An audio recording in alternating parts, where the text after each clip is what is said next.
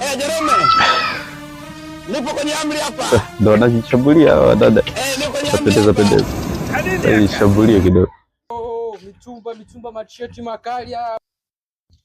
Dogo baba vipi? Safi. Ndio nauza ujaba huo. Yaani hizi kadi hizi. Hapa bongo hamna nakwambia. Sawa. Kitu cha kisauzi hiki hapa mwanangu. Baba. Hii naweza nikaenda nayo kabisa ndani ofisini kwangu hii. Safi, unajaza hapa unajishindia. Hizi 3000. 3000 jumla hapa na kwepo.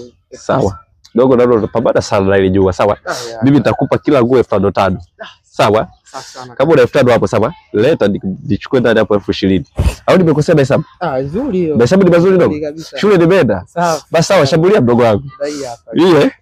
Ya sawa. Ngoja nenda hapo ndani, sawa? Ndio.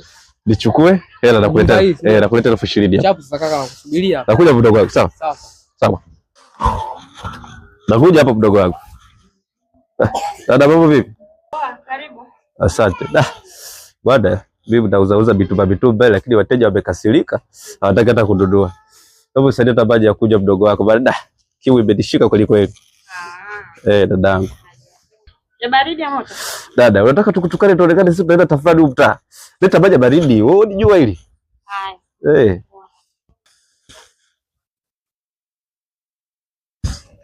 Ndio, kaka. Nipo kwenye amri hapa. Nipo kwenye amri hapa. Kanini yaka? Kadafana ni Jamani, mpaka kaenda wapi? Simu yangu.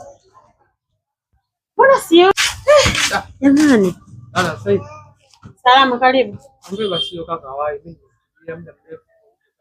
Labda nachukua change tu anawahi. Kaka gani tena kaka, na wewe mbona unanichanganya? Sababu kanaambia huyu brother kwa reflect hivi na kofia. Ananiambia anachukua change huyu chapu amechukua na tangu sasa. Natoka nje nakuta vitu vyangu vyote vimechukuliwa. Hapo nao unaletea mambo sijui hela sijui. Sielewi, unanichanganya tu. Katoka muda gani kwani? Kaka sielewi, nimeshakwambia sielewi. Mwenyewe sijui, mimi mwenyewe nilikuwa ndani sijui kaenda huko. Haya basi tuondoke. Biashara asubuhi, jioni mahesabu. Kanini yake?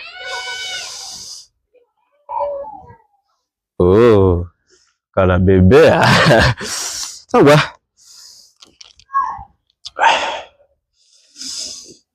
Kanini yake jamani?